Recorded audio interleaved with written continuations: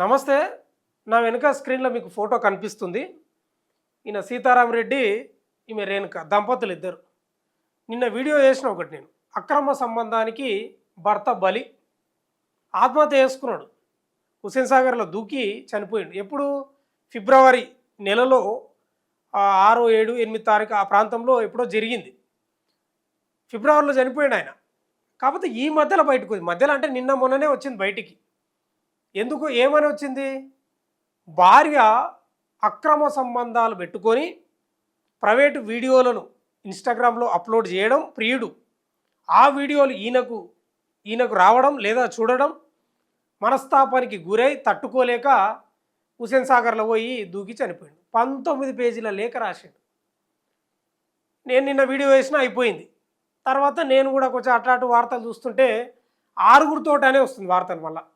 3 కాదు 6, 3 కాదు 5 ఇట్లా వస్తుంది. నాకేమనిపించింది, నేను సంసారం చేస్తుందా వ్యభిచారం చేస్తుందా అర్థం కాలే.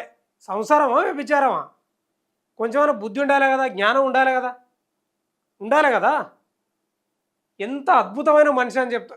మీరు చూడండి, వీడియోలు చాలా ఉన్నాయి. వీళ్ళ తండ్రి కూడా మాట్లాడాడు. ఎవరి తండ్రి? సీతారామరెడ్డి తండ్రి. 2 లక్షల జీతం, మంచి ఆస్తి ఉంది. 2 లక్షల జీతం అంటే అన్నిటికని పెట్టిండు. ప్రేమ కూడా ఇచ్చాడు. ప్రేమ కూడా ఇచ్చాడు. మీకు డౌట్ రావచ్చు, అన్నిటికన్నీ కాదా బాబు, ప్రేమ కూడా ఇచ్చిండట. మరి ఇంకేం కావాలని నాకు అర్థం కాదు.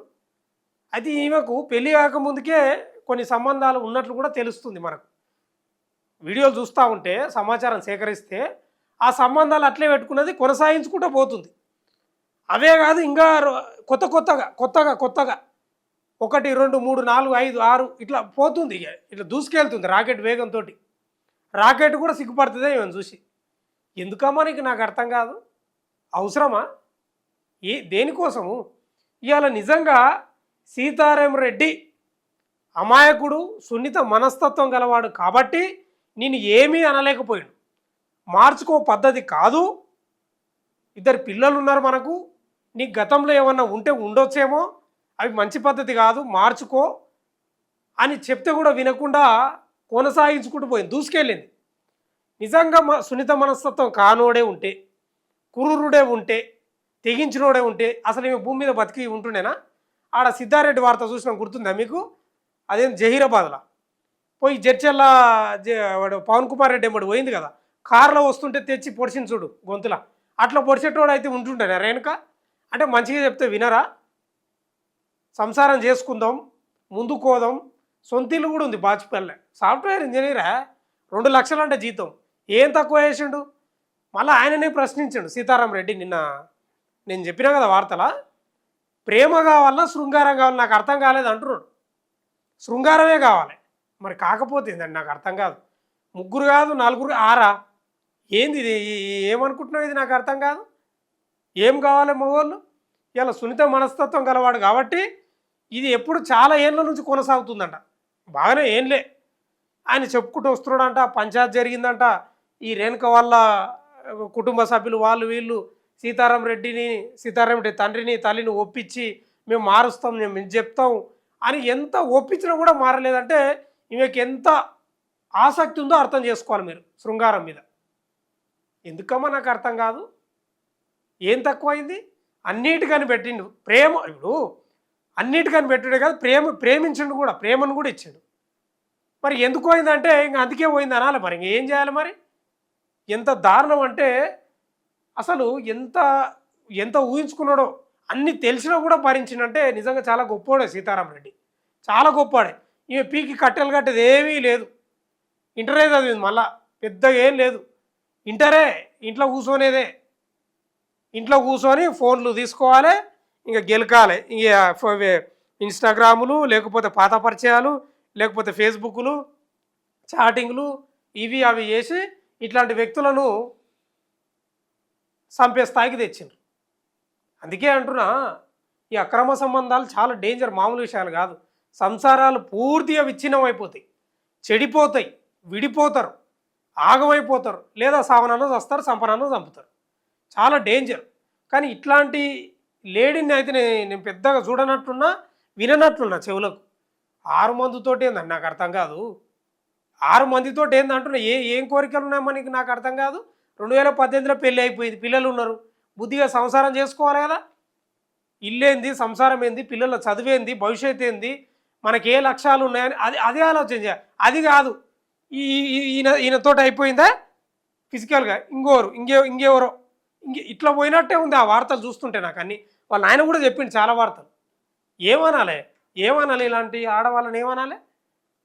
మంచోళ్ళకు మంచోళ్ళు దొరకరు, నిజంగా చెప్తున్నా కదా, మంచోళ్ళు దొరకరు. సీతారాం రెడ్డి చాలా మంచివాడంట. పర్సనల్గా కూడా నేను సమాచారం సేకరిస్తే చాలా సున్నిత మనస్తత్వం గలవాడు, చాలా మంచివాడు, ఎలాంటి చెడ్డ అలవాట్లు లేవంట, కేవలం మంచి భవిష్యత్తు నిర్మించుకోవాలన్న ఆలోచననే ఉంది. అంటే మంచోళ్ళకి చెడ్డోళ్ళు వస్తారు, గిదే చూడు. ఇప్పుడు అరెస్ట్ చేసిండ్రు ఎవరిని? ఈయన హుస్సేన్ సాగర్లో ఫిబ్రవరిలో దూకి చనిపోయిండు కదా, ఈమె మిస్సింగ్ కేసు పెట్టింది, నా భర్త కనిపిస్తలేడని.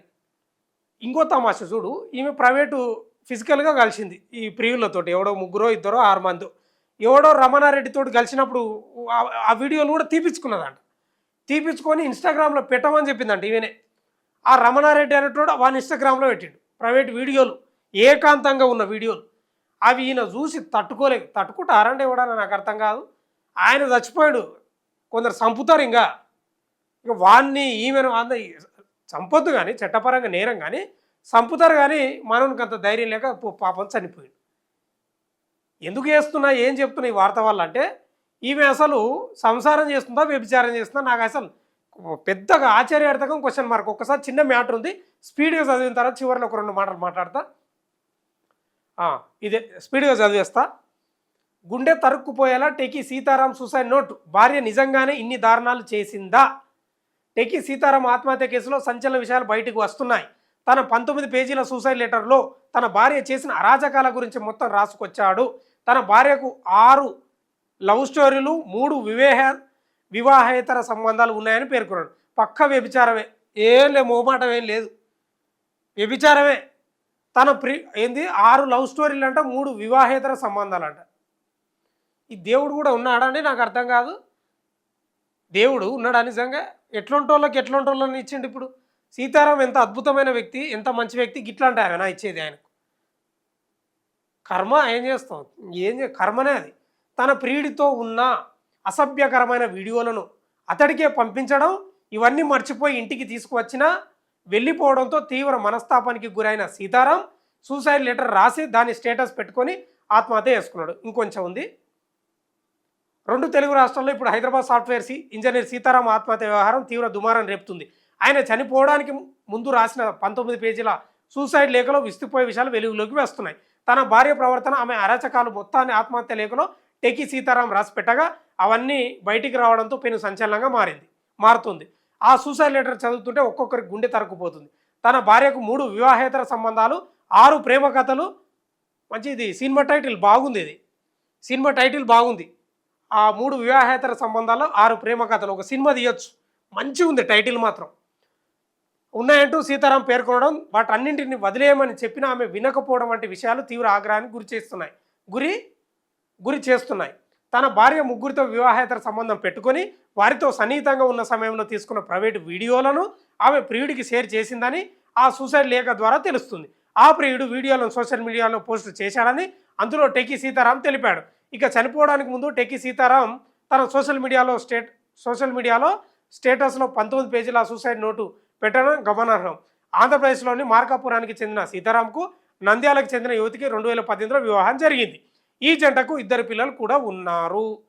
ఆమెకు పిల్లల మీద సోయి లేదు, భర్త మీద సోయి లేదు, సంసారం మీద సోయి లేదు, ఇల్లు మీద సోయి లేదు, ఉన్నదంతా శృంగారం మీదనే సోయింది.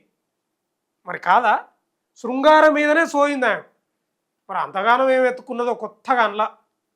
ఎంత దారుణం అండి. 3 కథలు, మళ్ళీ మర్చిపోద్ది నేను, 3 ప్రేమ కథలు, 3 వివాహేతర సంబంధాలు, 6 ప్రేమ కథలు. టైటిల్ పెట్టండి, టైటిల్ పెట్టుకోవచ్చు. ఇది సినిమా టెక్స్ట్ పెట్టుకోవచ్చు, సినిమా టైటిల్, సినిమా తీయొచ్చు. అయితే ఈమెనే ప్రైవేట్ వీడియోలో పంపిందంట భర్తకు, సీతారాం. మరి ఆయన ఇవన్నీ బంద్ చేసుకో అది అని చెప్పినట్టు, వినకపోయేసరికి ప్రియుడిని పెట్టమని చెప్పినట్టుంది ఇన్స్టాగ్రామ్లో. అప్పుడు తట్టుకోలేకపోయింది. ఇంకా ఇట్లాంటి ఆడవాళ్ళను ఏం చేయాలో మీరే చెప్పాలి. ఇక మీరు ఇట్లాంటి ఆడవాళ్ళను ఏం చేయాలో మీరే చెప్పాలి. ఈమె చేస్తున్నది సంసారం కాదు వ్యభిచారం అని నేను చెప్తున్నా. మరి మీరేం చెప్తారో మీరు చూడాలి. ఇక దీన్నే అంటారు కాలు చేతులు గులగుల పెట్టడం అంటారు దీన్నే. ఈమెను ఏం తిట్టాలన్నా ఏం కథనో ఇంకా నాకు వస్తున్నాయి మస్తు ఉన్నాయి తిట్లు లేవా రేపు తెల్లారేదాకా తిట్టొచ్చు, రేపు తెల్లారేదాకా తిట్టొచ్చు. కానీ ఇంకేం చేస్తాం తిట్టలేకపోతున్నాం. మరీ దారుణం. ఇక ఒక్కటి మాత్రం నిజం, మంచోళ్ళకు మంచోళ్ళు రారు. ఇది 100% నిజం.